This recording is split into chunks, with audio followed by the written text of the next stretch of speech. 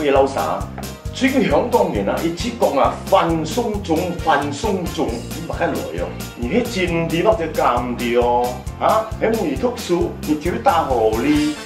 迄咪要人家四害，唔得去送佢出山哦，否則人家生日啊，都禮物啊，唔得送鐘啊，送錶啊。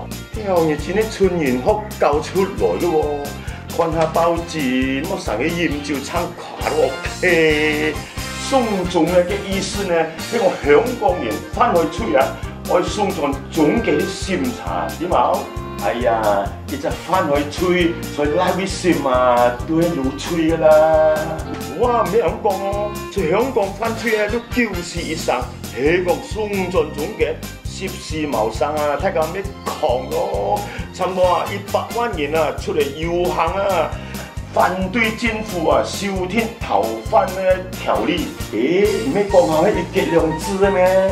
就是咯，一簽開啊就破壞一國兩制啦嘛。香港曾經同20個國家簽過條例啊，但台灣就冇啦。馬來西亞有冇？馬來西亞有。香港你做嚟研究嘅就乜嘅 1MDB 嘅劉鐵做嚟審查咯。屌，因為拖連人都簽唔到。嗱，有一單案呢，係咁樣嘅。香港曾經啊，有一對男兒嚟去台灣撩喎，嗰隻男仔呢就殺死緊女朋友，跳進到香港，有咁樣嘅事？有。嗱，見到台灣政府呢發現有單謀殺案呢，一查到咧香港冇人做嘅。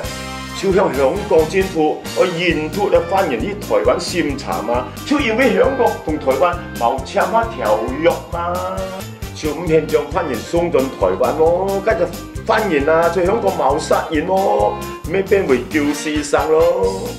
哦，原來係咁樣，唔怪你香港人啊，我反對送中啦。老實講啊，在馬來西亞遲早都一樣啊。義工人冇條冇一槍，又唔會斷手斷腳嘅。